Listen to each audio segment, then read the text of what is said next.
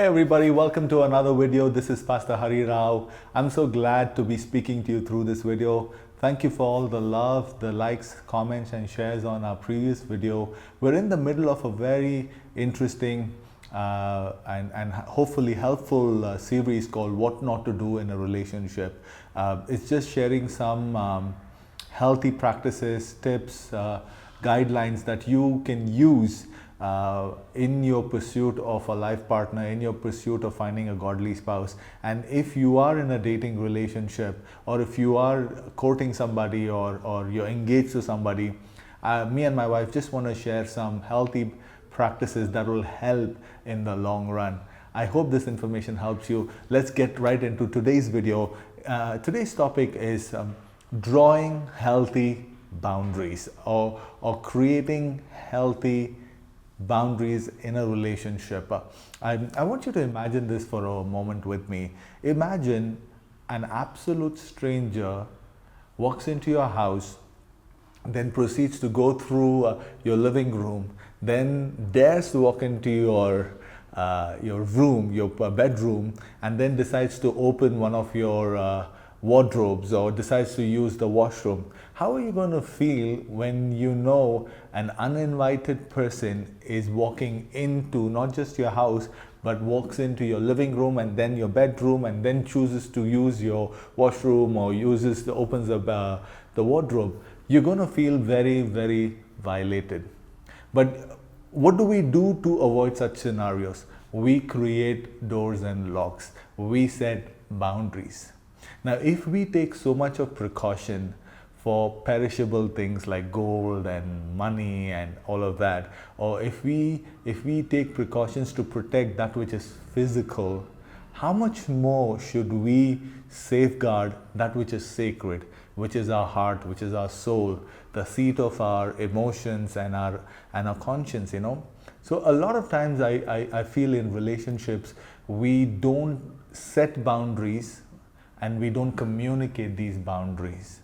And because of absence of boundaries, because we don't have these boundaries, oftentimes relationships turn bitter, they become abusive, they become painful.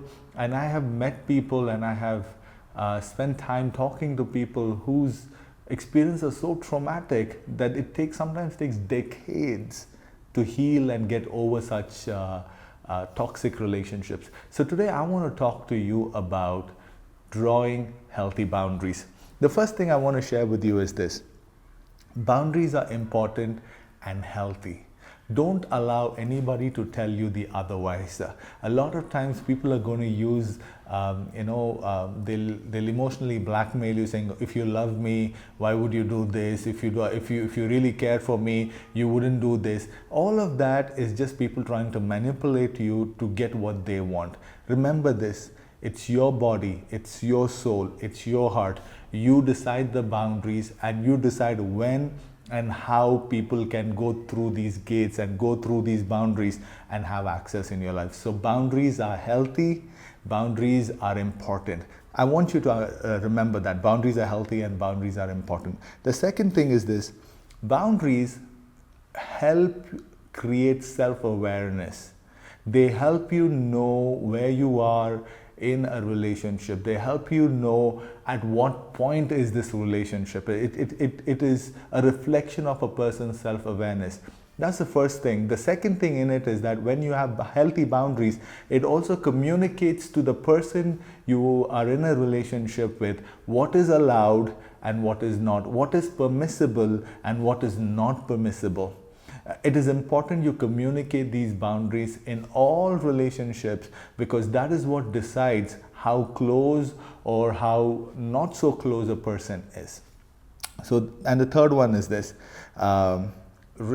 when we respect healthy boundaries, it creates trust over a period of time.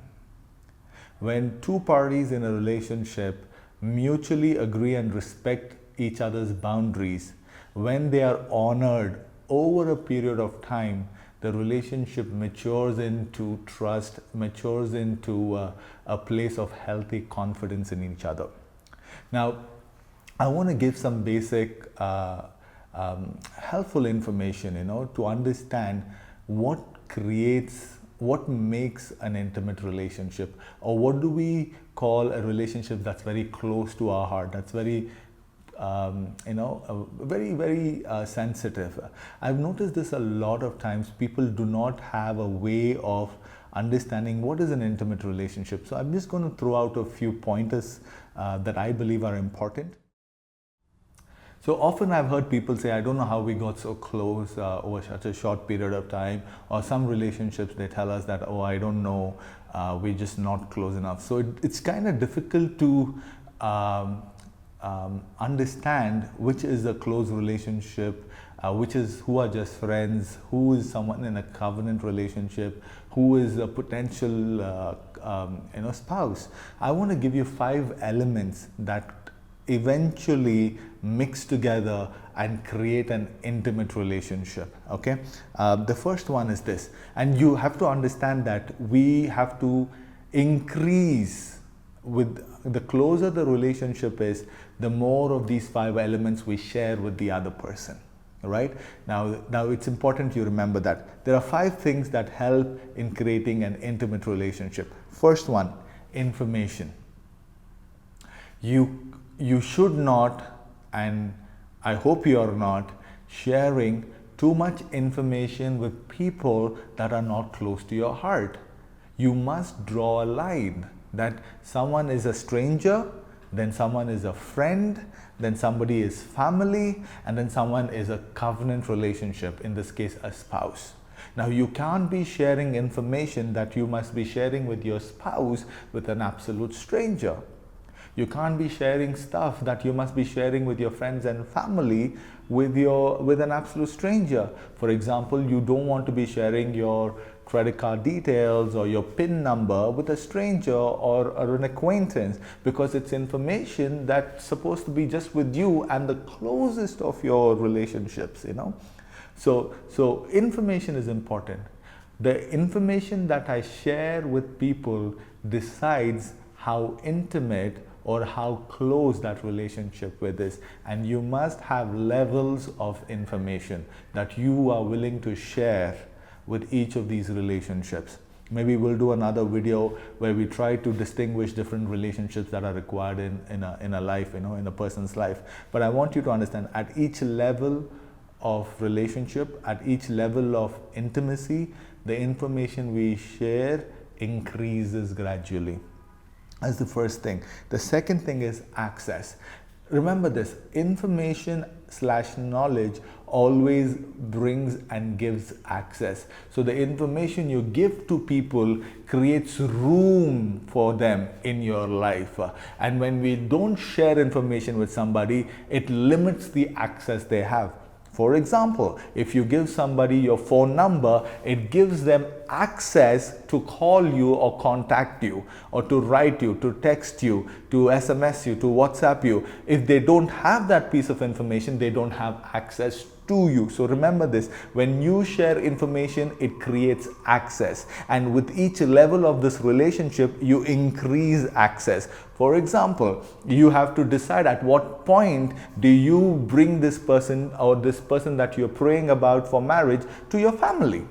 When does it go from a casual text conversation to a place where you bring and get this person to meet your family, so it becomes a little more solid relationship? Access is very important, because access also determines how much you're willing to share with this person. It is a sign of intimacy. For example, not too many people know where I live. It's because I'm intentional about it. I'm intentional who has my home address, who has my telephone number, because those details give access to people.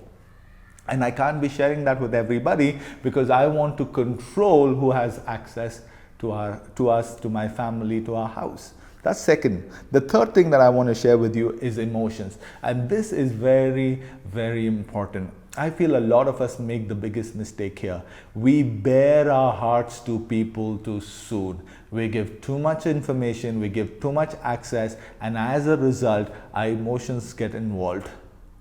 And before you know, you're so into a person, but your mind is already telling you this is not the one. Your mind is telling you, are you sure about this? But you got so involved emotionally that now you're in a constant place of division within you. Your mind and your heart are in a constant struggle because your mind is telling you something, your heart is telling you something else. So you're divided and you never make progress in life. And the minute you become emotionally involved, there are dangers of you creating a soul tie with this person. There are dangers of you moving to a place of unhealthiness. So you want to make sure that you emotionally attach to people that you have grown in trust with. So even your emotional attachment, you have to limit it with each of these relationships, which means not everybody is happy for your success. Not everybody is grieving with your pain. So even sharing those emotions are precious. I want you to understand this. Just because you succeed and you put it up on Facebook, you're grossly naive if you think everybody's celebrating. You're grossly naive if you think everybody is celebrating your success. It's not the truth. And when you're in pain, not everybody is grieving with you. So be mindful who you share these emotions with. And fourth one, and this is physical proximity. This is where physical intimacy is involved. You don't want to be in a place where you give covenant blessings to people that are not in covenant with you. There are some things that are reserved for the covenant of marriage, and you want, because it's sacred, so you want to reserve that for the covenant. And if you go around giving covenant blessings to people that are not in covenant, you are in a place of hurting yourself. 8 out of 10 times you're going to be taken advantage of. So I want you to understand that physical proximity is very, very important, and you want to make sure that the person that is given much physical proximity with you, much physical intimacy with you, is somebody that you are in covenant with, because physical proximity changes, alters people's minds. That is why you will see couples that have been married for a very, very long time.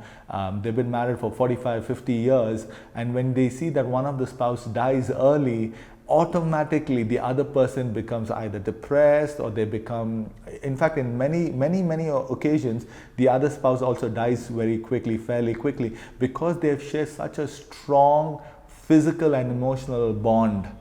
So you want to make sure that you limit physical proximity to people that are in covenant with you.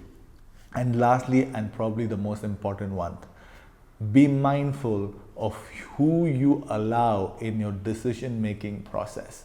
This is probably the highest level of intimacy, because those who you influence in your decision-making will decide your future. That's so powerful. I hope you write it on the tablet of your heart, that those who you allow in making important decisions in your life are the ones who you really, really trust, because you are giving them the key to your future. So don't allow strangers to help you make decisions that they are not going to share the consequences with you. I see this all the time in the church. Somebody will come and give you a prophetic word. You have no history about this person. You have no clue, but you are about to make a life-changing decision based on one word and based on the word of one stranger. And then that person has gone out of the situation, that's gone out of the scene, and you make that decision and you're going to live out that consequence. I am a very prophetic person myself. I prophesy frequently on a lot of people, but I also tell them, please go ahead and pray, discuss it with your family, and then come to a collective decision, because I am not going to live the consequence of the prophetic word I'm giving you. So be mindful who you bring into your decision-making process, because this is one of the highest levels of intimacy, because you are allowing that person to shape your life. You're basically giving them the key to your future. Limit this group very, very vehemently. Protect this space very critical, which means your parents, your spouse, your mentor or spiritual father, you have to select all of these things very, very sensitively before God. I hope this helped you. Let me quickly summarize for you. There are 5 levels to intimacy: the amount of information you share, the amount of access you share, the amount of emotional involvement you have with that relationship, the physical proximity you allow in that relationship, and lastly, how much of decision making power or how much influence do you give to a person in the decision making process. And if the combination of all these 5 elements decides how intimate a relationship is. Now, like I said before, you do not want to be giving covenant benefits to people that are not in covenant with you. So let me quickly wrap this up. Draw boundaries in all 5 levels and only allow those who are willing to journey this life with you, those who are willing to be there for you, whether these are good days or bad days. Decide to give the most amount of access to people that you truly trust, that you truly believe in, that don't have an ulterior agenda, that don't have an ulterior motive. They are there in you, they are there with you because they truly are for you. I hope this video blesses you. I have so much more to share on this topic, but then the format of 10-minute video kind of limits me. But I look forward to seeing you in the next video. May God bless you. I'll see you in the next one. And if you have been blessed, make sure you like this video, comment in the comment section below, and share it with somebody. God bless you guys.